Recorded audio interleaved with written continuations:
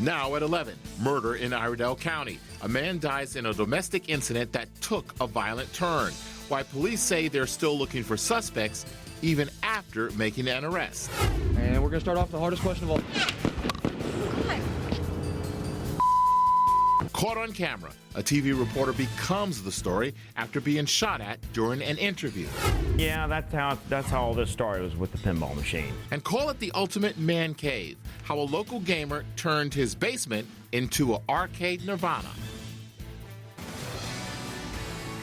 This is WCNC, NBC Charlotte News. Good evening. Police in Statesville have solved a murder mystery. We first brought you this story at 6. Officers found a man's body at a house on Harris Street after a 911 call about a burglary. But the person who lived at the home told police he didn't know who the victim was or how he got there. As NBC Charlotte's Glenn Counts explains, new tonight, police were able to make an arrest. The survivor has been taken to the hospital, and police have still not been able to interview him yet. In Statesville, Glenn Counts, NBC Charlotte. Thanks, Glenn. If you have any information on this case, you're asked to call the Statesville Police. Now, we have new information on a car crash in Ballantyne. You saw this as breaking news during our 6 p.m. broadcast. Police say this happened around 5 o'clock when a van turned left onto Ardrey-Kell Road, hitting another vehicle. The van's driver didn't stop and ran into the front of 18 Asian and Sushi Bar at the Blakeney Shopping Center on Ray Road. The restaurant and the UPS store next door are closed due to the damage. One person was taken to CMC Pineville. No word yet on whether charges will be filed. The north, and we're tracking some cold air that'll be heading our way into Tuesday. I'll have more on that when I come back in just a little bit. Thanks, John. New at 11, 9 new laws take effect tomorrow in North Carolina. Among them, the constitutional amendment which gives criminal defendants the right to decline a jury trial for a bench trial in non-death penalty cases. Also, children under 12 in 8 counties, including Anson, Cleveland, Stanley, can use BB guns and air rifles, pistols without adult supervision. Another law increases the penalty for giving or selling a cell phone to an inmate from a misdemeanor to a felony. It also makes it a felony for an inmate to possess a cell phone. Also happening tomorrow, Mecklenburg County's new sheriff will be sworn in. Sheriff-elect Erwin Carmichael becomes the county's 44th sheriff. He won the November election and will take over for Sheriff Daniel Chip Bailey, who's retiring after 7 years in the position. Carmichael joined the Mecklenburg County Sheriff's Office in 1986. New tonight, a TV reporter finds himself in the middle of a shooting during an interview. And we're going to start off the hardest question of all. Shane Delancey was talking to an eyewitness about a shooting Saturday in West Virginia. His camera was recording when someone fired 3 bullets toward him and the woman he was interviewing. Delancey says he saw a group of men nearby at the time, but couldn't see who had the gun.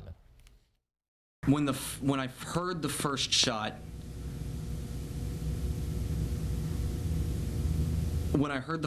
my whole body got stiff because I knew exactly what it was.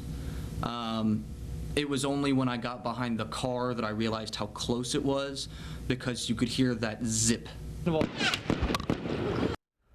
Wow, neither Delancey nor the woman he interviewed was hit. In the aftermath of the Ferguson grand jury decision, some people question why President Obama hasn't visited the city, if for no other reason than to calm protesters.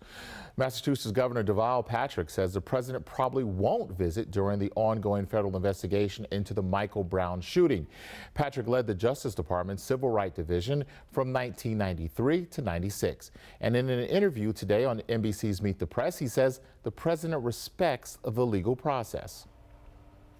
I think he wants to go, by the way, and that's not because I know that. I just sense that knowing the man. I think he'd like to be there to comfort the family of Michael Brown. The reason it's a quandary is because the federal government is investigating right now. You don't want to appear to influence that investigation.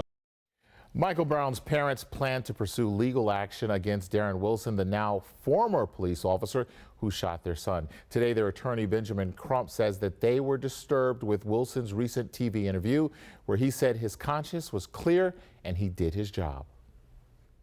We have to get police officers who are not cold as ice like the shooter of Michael Brown, but police officers who care about trying to have a relationship with the community, not seeing the citizens of low-income communities or minority communities as demons, as criminals. Crum says among the options they're considering is a wrongful death lawsuit. Columbus police say they believe a body found near the campus of Ohio State University is that of 22-year-old Costa George. Officials say the former Buckeye wrestler who joined the football team this season died of an apparent self-inflicted gunshot wound. George was last seen at his apartment on Wednesday. His mother told authorities her son had suffered from several concussions and spells of extreme confusion. New tonight, in anticipation for the busy holiday season, Amazon's new facility in Concord is up and running. 400 seasonal workers were hired to keep up with the company's shopping rush. The online retailer announced in September it would move into the Concord Airport's business park off DeRuyter Road. This is Amazon's first distribution center in North Carolina. And if Thanksgiving and Black Friday weren't enough for shoppers, retailers will continue to deal out deals on Cyber Monday. Karen Kafka explains where you can get the best bargains while staying safe online. Still to come on NBC Charlotte, a Charlotte man turns his basement into the ultimate man cave. How he became arguably the most popular neighbor on the block. Close